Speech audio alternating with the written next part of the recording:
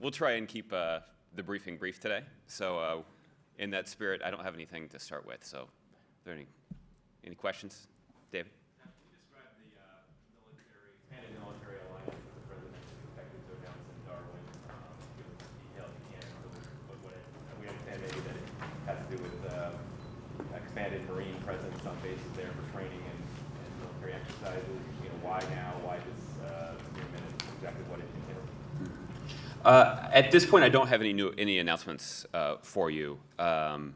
Obviously, you heard from Admiral Willard yesterday, who talked about the important security relationship that we have with our allies in Australia, and I do anticipate that will be an important part of the conversations that President Obama will conduct with Prime Minister Gillard in Australia on Wednesday, not exactly tomorrow, but on Wednesday.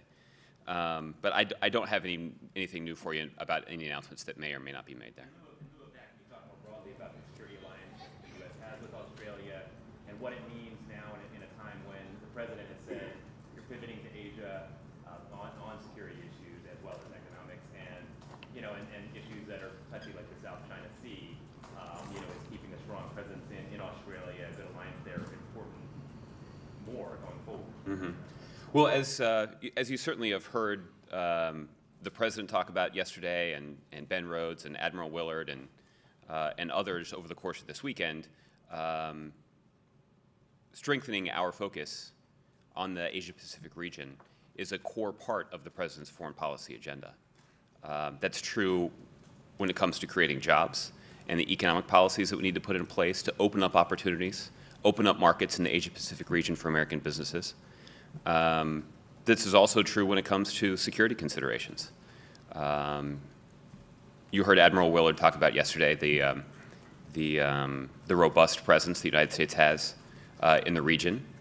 Certainly, he talked about in the South China Sea how that is our presence there stabilizes that region and facilitates a great deal of commerce, more than $5 trillion in commerce, of which more than $1 trillion is actually related to American commerce and aside to the American economy.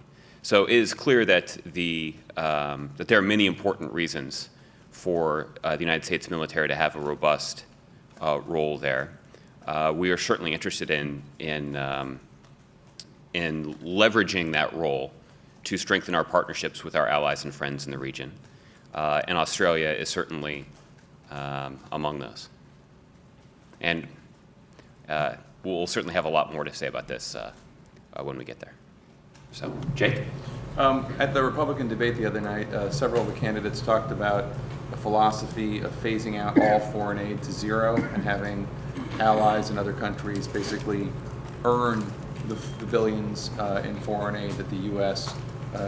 Disperses each year. I'm wondering if the White House has any take on this. I know the Obama campaign has scheduled a call to talk about it, but since this is not just a campaign issue, this is a foreign policy issue, I was wondering if you guys have any thoughts. Well, I can certainly say that that is not an approach that this administration has taken. There are a number of countries where the United States directly benefits from having a role in those countries, and that we can certainly help that the provision of civilian assistance is critical to the success of promoting American interests and serving American interests in countries around the world. The first one that comes to mind is obviously Afghanistan, but the other example that's been talked about is Israel, and it's certainly one of the things that the president has done is strengthened our ties with that country and provided significant assistance in the form of the Iron Dome project and others that are critical to Israel's security. So these are the kinds it's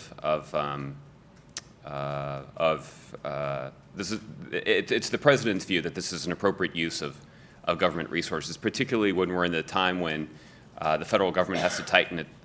We have to tighten our belts, and we need to scrub the budget, go line by line to look for opportunities where we can reduce the budget and cut the budget. But we can't do it at the expense of ensuring that our interests are well represented and well promoted all around the world. So does that mean that you think that approach would be contrary to America's interests? I can say that it's an approach that's entirely different than the one that President Obama has pursued. That's as far as you're going to go? That's as far as I will go, but it sounds like there's a conference call that's being ghosted by people who may be willing to go farther. Yeah, like Bob Wexler. Ed? Josh, a couple days ago, the president here, as he's promoting U.S. exports, said that he thought that maybe America's gotten a little lazy over the last couple of decades in terms of promoting American business overseas. Now, Republican National Committee jumped on that. They don't mention that in other speeches. Obviously, the president, we've heard him say, you know, I'm betting on America, we're going to win the future, and he's clearly said other things like that. But what did he mean when he said he thinks we've gotten lazy? Sure. What the president was talking about was the president was making the case that it is time for the United States and our foreign policy to focus on the Asia-Pacific region, that there is enormous potential here, that particularly when you're seeing the instability in economic markets around the globe, Europe is obviously the best example of that, that in order for us to strengthen our economy, that we need to be involved and actively engaged in competing in those markets that are growing the fastest. And those markets are in the Asia-Pacific region. The president does believe that if we have the opportunity to compete in those regions, that because we do have the best workforce in the world, that we have the smartest, most aggressive, most ambitious entrepreneurs and business owners in the world, that if we can compete on a level playing field, that there's an enormous economic opportunity for the United States of America in the Asia-Pacific region. And so that is why the president has made this a focus of his foreign policy moving forward. I don't think that it's the president's view that this region has not been the focus in recent history, and that's what the president was alluding to. That we are in a circumstance where we need to redouble our efforts to be engaged in this region. This is certainly true economically, but also important strategically as well. And that's the case that the president was making, and that's a case that he's prosecuted pretty aggressively here at APEC. One quick follow-up on jobs as well. Pipeline is something he spoke about with the Canadian Prime Minister. The Canadian Prime Minister said he's disappointed at the U.S. action, but he's still hopeful, optimistic that down the road this will get approved. Why, when you're aggressively saying we can't wait, we've got to move on jobs, why wait over another year on a project that a lot of industry folks say will create a lot of jobs? Sure. Well, you know, Ed, when the president was asked about this a couple of weeks ago, he actually made a pretty persuasive case that we are not going to be in a position where we are going to sacrifice the public health and safety of our children just to get a couple thousand jobs. What the president believes is important is that we need to balance those competing interests, that we need to pursue opportunities to create jobs. There are a number of ways to do that. The president's laid out the American Jobs Act. But there are a number of things that we can do to balance the interests in terms of creating jobs, but also protecting the health and welfare and safety of our children. And that, frankly, is the crux of the decision that was announced by the State Department last week, that there were concerns that had been raised by about the route and about the impact that could have on the environment.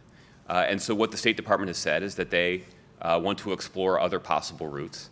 I want to point out that this is actually a decision that was praised by the Republican governor of Nebraska. He said, we're very excited here in Nebraska that our voices have been heard. And so I think it's important to note that, that even Republicans are praising the administration's efforts to try to balance those two competing interests in terms of creating jobs and protecting the health, welfare and safety of communities that are along that route. Ann. Thanks, Josh. The president's always said he thought the individual mandate in health care reform is constitutional. Why is it so unpopular?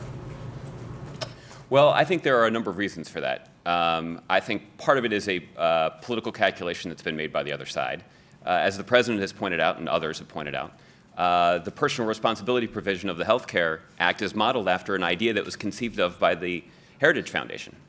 So there is a political calculation that was reached by the opponents of the Affordable Care Act to pick this fight. The fact of the matter is that the Affordable Care Act is already yielding significant benefits to the American people. We already see that there are 1 million young people who are getting health care today because of the ability that they have now to be covered under their parents' health insurance plan. We see that insurance companies are now prevented from discriminating against people because they have a pre-existing condition. We're now seeing that insurance companies are being held accountable for spending the vast majority of the premiums that people pay, and actually spending that money not on bonuses and not on advertising, but actually on providing health care services to the people who are covered by their program. So, What about the individual mandate? That's the center of the controversy and the challenge. And Americans don't agree with him necessarily that it's the same thing as car insurance. well, I haven't looked at the specific polling. I think that that there have been a number of rulings that have come out at the district and at the Court of Appeals level. At the Court of Appeals level, we've actually seen that there have been a number of judges that were appointed by Republican presidents who've agreed that this is a constitutional provision. I don't think that's particularly surprising. It certainly wasn't a surprise to the people in this administration, but it is why we are confident that it's something that's going to be upheld by the Supreme Court, and that as the benefits of the Affordable Care Act continue to be implemented, that the benefits of things like the personal responsibility provision will become clearer. About the election year timing of a decision from the court? He's not. He does not. Peter? Josh, the court's decision to take this up is hardly a surprise, but when did the president find out about this? How was he advised? What kind of discussions has he had since word was received about it? You're right. It's not a surprise, and in fact, it's actually something that we had requested. We had formally asked the Supreme Court to consider this issue. I can't speak to when the president found out about it. It was announced early this morning, East Coast time, so I assume that he found out this morning. But I'm not sure the mechanism. Do you know from whom? I'm not sure. Could you find out? We'll look into it, yes. Thanks. Kristen? Thanks, Josh. The president called the chairs of the super committee before he left. Has he reached out to them again and gotten another update on their progress? He has. I don't believe that he has. I at least don't have any calls to read out for you in addition to the ones that he made on Friday. Obviously, when the president called on Friday, he called to deliver a very clear message that the super committee should not be engaged in an effort to try to look for ways to get out of the trigger, to get out of to undo the accountability that was put in place to ensure that the super committee and the Congress as a whole would act to do something serious about reducing our deficit. So the president's position on that is very clear.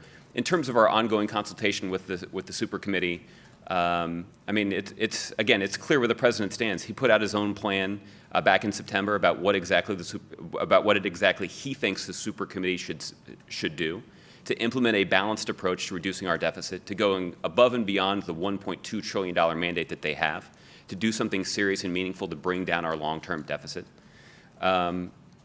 And if there are additional consultations that are needed at the staff level, that's certainly something that we stand ready to work with them on. But at this point, it's the responsibility of the super committee to, as the president said yesterday, to bite the bullet, to make these difficult decisions. It's what the American people expect.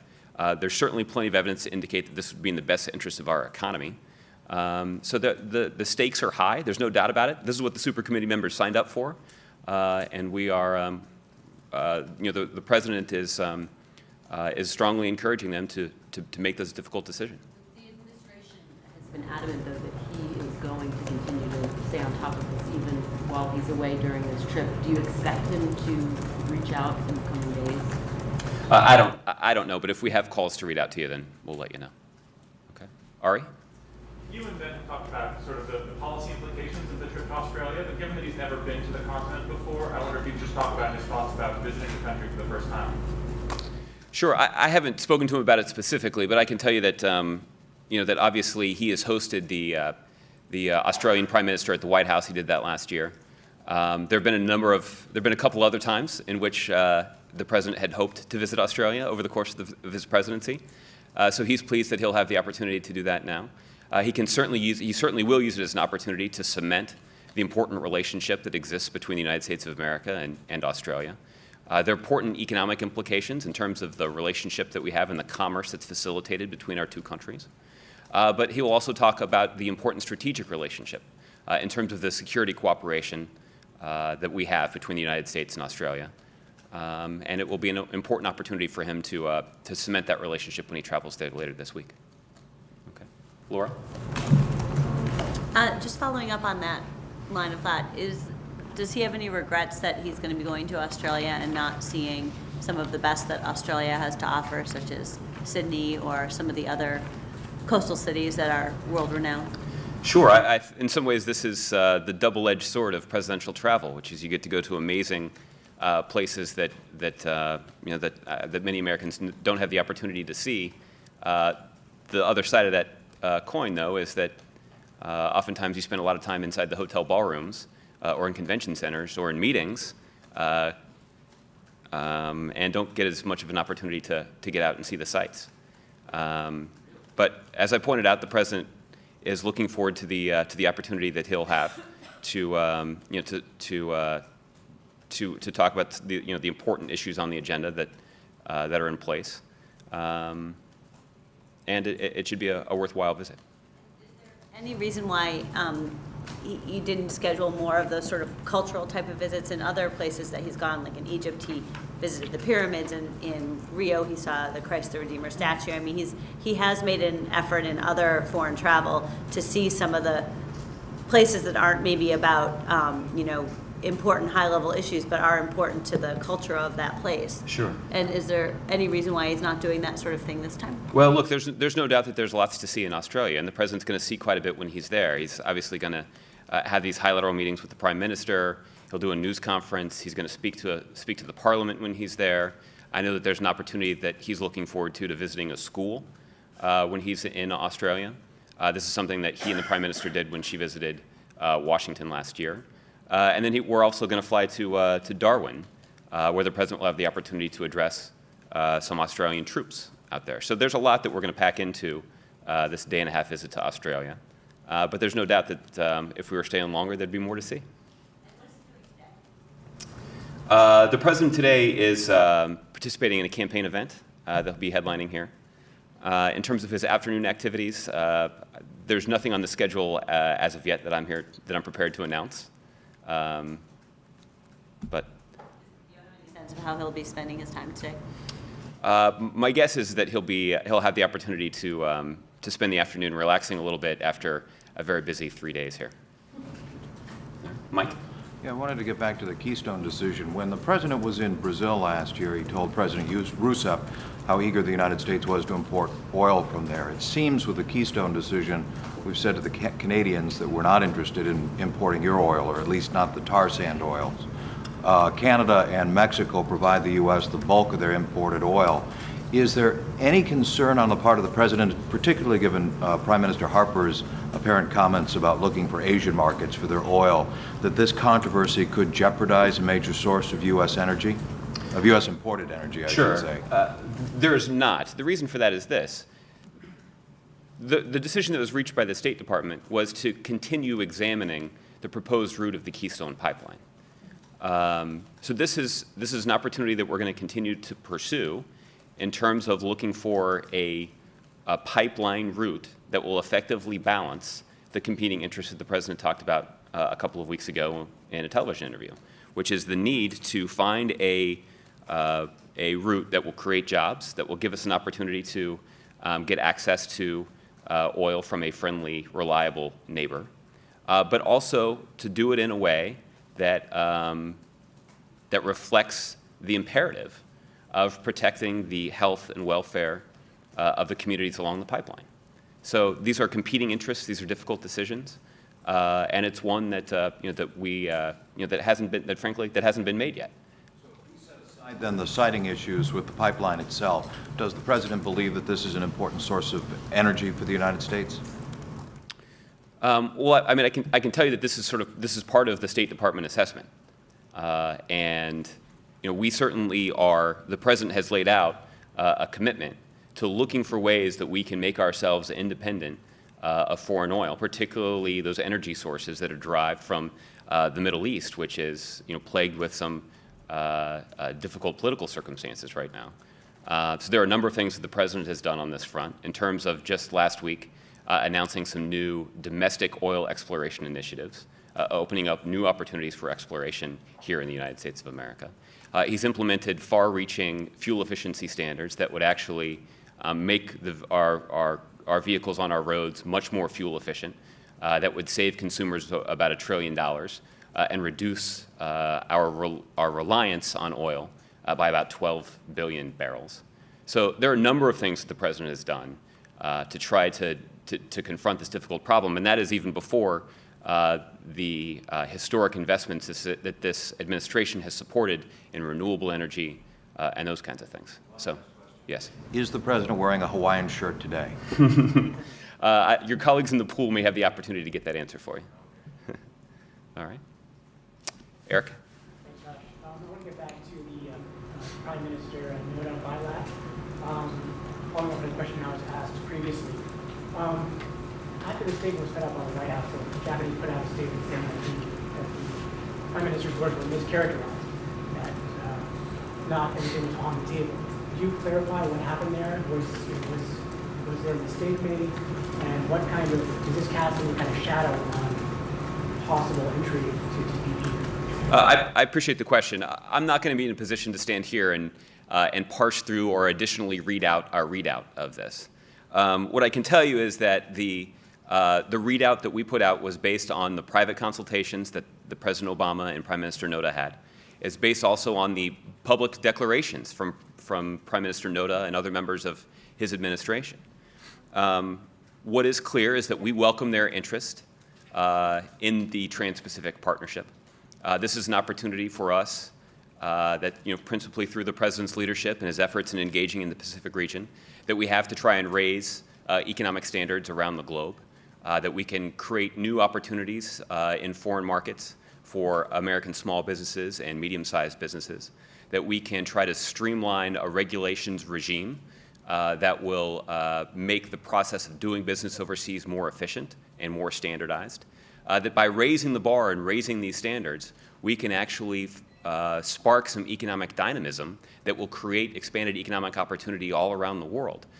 Certainly, Prime Minister Noda and the leaders of the other countries that are involved in the Trans-Pacific Partnership are interested in creating jobs in their country. There's no doubt that the President believes that these kinds of opportunities would create jobs in the U.S. And so we certainly welcome their Prime Minister Noda's and Japan's interest in pursuing the Trans-Pacific Partnership. So the next step in this process is continued bilateral consultations with the other countries who have already signaled their interest in this. So that'll be the next step in this process, and we'll move forward, and we certainly welcome their interest. The Japanese actually asked the White House for you guys to revise the statement officially or formally? I'll be honest with you, I don't know the answer to that. In the back. Yeah, thanks. The president's statement about China growing up seems to have stung quite a bit in Beijing. The foreign ministry spokesman said it's America, not China, that needs to abide by international trade rules, dismissing to the president's suggestion that China's behaving immaturely unfavorably. I know you don't want to get into a tit for tat, but I mean, was that, you think that was expected in terms of response, in terms of what the president, after his bilateral with President Xi? Well, I can say that I think the President expressed himself pretty clearly yesterday at the news conference. And I don't think that I have anything to expand upon that. Obviously, the reason that the President, I think President Obama has met with President Hu 10 times in bilateral conversations. So it is clear that, that President Obama and this administration have an interest in engaging the leadership of China, President Hu himself, and the people of China. But in addition to that engagement comes a set of responsibilities, and the President, I think, articulated his view of those responsibilities pretty clearly yesterday. Okay, Toshi? So it's one question on the earlier point. So regarding the readout on the dialogue between President Obama and Prime Minister Noda, so your position is that the readout is still accurate and you have no plan to modify it. And also, is the White House confidence on Noda's determination to go through a difficult process shaken now because of this incident? No, we don't anticipate revising the readout, and we continue to have confidence in Prime Minister Noda's stated interest in the Trans-Pacific Partnership. As I pointed out to Eric, the next step in this process is continued bilateral consultation at all levels, and so we'll let that process work its way through. So the readout is still accurate? Yes. Yes. All right. Jackie, I'll give you the last one. Could you address the events in Syria and tell us what, if anything, the president's done to keep up on that? I can. I will say that we obviously applaud the decision that was reached, or that was announced by the Arab League. It's clear that the Assad regime is continuing to be isolated, that the political pressure on them is building.